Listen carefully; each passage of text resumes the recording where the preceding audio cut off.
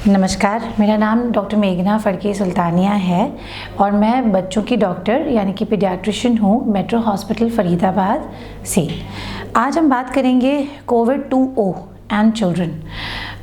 बहुत दिनों से सब जगह से बातें चर्चाएं चल रही है कि अभी कोविड का सेकेंड वेव आया है, क्या इसमें बच्चों को ख़तरा है, क्या घातक है, क्या बहुत एक्सपर्ट ओपिनियंस आ रहे हैं। तो इसमें मैं कुछ प्रैक्टिकलिटी एंड प्रैक्टिकल पॉइंट्स बताना चाहती हूँ तो हम रियल टाइम में हमारे लिए डिसीजन मेकिंग रहेंगे। सबसे पहला है कि क्या ये सच बात है कि बच्चों में कोविड आ रहा है? यस, अब बच्चों में अच्छे खासे सिम्टोमेटिक पेशेंट्स आ रहे हैं। सेकेंड, क्या ये घातक है? अभी तक का जो डेटा है उसमें नंबर्स तो है पर बहुत सीवियर बेबीज़ हैं, बहुत ज़्यादा डेथ रेट है, ऐसा हम अभी तुरंत नहीं कह सकते। हाँ, आफ्टर सम टाइम में भी डेटा और आ जाएगा तब इसके बारे में हम कह सकते हैं। नंबर 3, बच्चों में वैक्सीन है नहीं। बच्चे आजकल लास्ट 2-3 मंथ से सब एक्टिविटीज़ में हिस्सा ले रहे हैं। डे केयर्स ओपन है, जिम्स ओपन हैं, शादियां हो रही हैं और थोड़ी सी लैक्सिटी मास्क और बाकी कोविड अप्रोप्रिएट बिहेवियर के हिसाब से भी हो रही हैं। तो ये सारी चीज़ों की वजह से बच्चों को जो सिम्टोमेटिक रेट है वो बढ़ता जा रहा है। अब इसके अलावा वायरस जो है वो भी थोड़ा सा म्यूटेटेड है। डबल म्यूटेंट जो हम सुन रहे हैं, कुछ जेनेटिक टेस्ट में पाया गया है कि 30% से भी ज़्यादा इंडिया के केसेस जो हैं सेकेंड वेव के, ये म्यूटेंट वायरस से हैं। तो इससे क्या फ़र्क पड़ता है? म्यूटेशंस तो वायरसेस में होती रहती हैं। फ़र्क इतना ही है कि थोड़ा सा स्ट्रॉन्ग, शक्तिशाली है, ये ज़्यादा अच्छे से संक्रमण कर सकता है एक इंसान से दूसरे इंसान तक और इसकी इन्फेक्टिविटी भी ज़्यादा है। एडल्ट पॉपुलेशन में भी यंगर पॉपुलेशन ज़्यादा दिखाई दे रही है। अब ऐसे शक्तिशाली म्यूटेटेड वायरस होते हैं वो कई बार इम्यून एस्केप भी कर जाते हैं and that could be the reason, one of the reasons why younger populations are also getting affected more. तो अगर इतने सारे फैक्टर्स हैं तो हम हमारे बच्चे के लिए क्या करें? सबसे पहली बात तो कोविड अप्रोप्रिएट बिहेवियर यानी कि मास्क अच्छे से उसको लगाना, नाक पे चढ़ाना।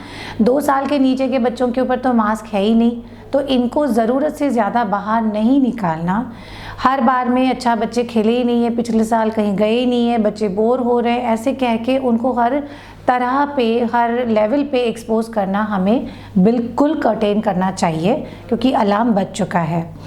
सेकेंडली, बच्चों में अगर फीवर आता है, 2 दिन से ज़्यादा हाई ग्रेड फीवर है, घर में सिमिलर सिम्टम्स हैं या नहीं भी हैं, आप प्लीज़ अपने डॉक्टर को कंसल्ट कीजिएगा। अगर अप्रोप्रिएट सिम्टम्स डॉक्टर को लगते हैं और RT-PCR कोविड एडवाइस होता है, प्लीज़ कर लीजिएगा। RT-PCR कोविड बच्चों में भी होता है और उसको करने से बच्चे को कोई हार्म नहीं होता है। This has to be very very clear in the head. Secondly, अगर फैमिली क्लस्टर पाया जाता है तो बच्चे को तो कुछ होना ही नहीं है, ऐसे करके उनको दादा दादी नाना नानी के पास भेजना या कहीं और दूसरी फैमिली में भेजना, ये सब चीज़ें नहीं करनी है।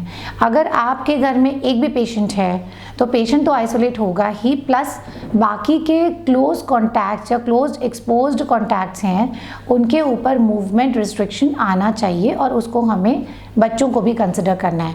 अदरवाइज बच्चे साइलेंट कैरियर्स और स्प्रेडर्स भी हैं। सिम्टोमेटिक एसिम्टोमेटिक दोनों इन्फेक्शंस बच्चों में पाए जा रहे हैं। प्रेग्नेंट लेडीज़ डिलीवरी के दौरान या डिलीवरी से पहले अभी बहुत ज़्यादा लेवल पे पॉजिटिव पाई जा रही हैं। ऐसे केसेस में न्यूबॉर्न का केयर एक अलग विषय है। हमारे साइड से अगर राइट फ्रॉम डिलीवरी अगर न्यूबॉर्न का भी हम टेस्ट करते हैं, न्यूबॉर्न्स अगर नेगेटिव हैं तो मदर का ब्रेस्ट फीडिंग हम नहीं रोकते हैं WHO गाइडलाइंस के हिसाब से। अगर डायरेक्ट ब्रेस्ट फीडिंग मदर करना चाहती हैं तो मदर मास्क लगा के कर सकती हैं और दूसरा ऑप्शन ये है कि आप एक्सट्रैक्टेड ब्रेस्ट मिल्क बच्चे को दे दें और यानी कि ब्रेस्ट फीडिंग तो करना ही है पर बच्चे का बाकी का सारा जो रूटीन केयर होता है वो अलग से, माता के अलग से करा जा सकता है, which will be a much better situation. So what are the danger signs? क्या बच्चों को हॉस्पिटलाइज करना पड़ेगा? हाँ, at times we will need to. अगर बच्चों का सैचुरेशन, जैसे हम अडल्ट में भी देखते हैं, ऑक्सीजन लेवल 94% से लेस आ रहा है, कॉन्स्टेंटली आ रहा है, या बच्चों को ब्रीदिंग डिफ़िकल्टी, सांस की दिक्कत हो रही है, ब्लू पड़ रहे हैं, सुस्त हो रहे हैं, तो बच्चों को हॉस्पिटलाइजेशन लगेगा। ये तो हो गई बात आपकी जो कोविड पॉजिटिव आए हैं जिनका केयर करने के हिसाब से है। अब ये बात आती है कि बच्चे को रूटीन फीवर है पर जी डायरिया है, क्या ये कोविड हो सकता है? बिल्कुल।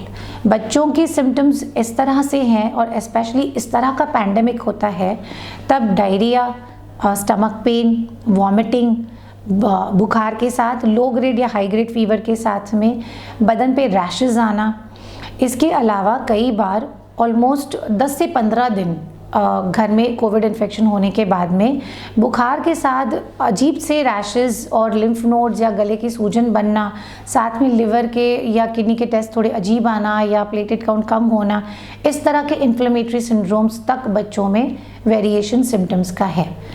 तो हमें केयर इसलिए करनी है बच्चों की क्योंकि दवाइयाँ भी कम है, सीवियरिटी का अभी पूरी तरह से डेटा है नहीं और मल्टी सिस्टम इन्वॉल्वमेंट की वजह से हमें बच्चों का केयर करना बहुत बहुत ज़रूरी है। सो इस कोविड 20 के लिए everybody gear up, take care of yourself, your loved ones, also your children and do not take paediatric COVID lightly. That's it. Thank you.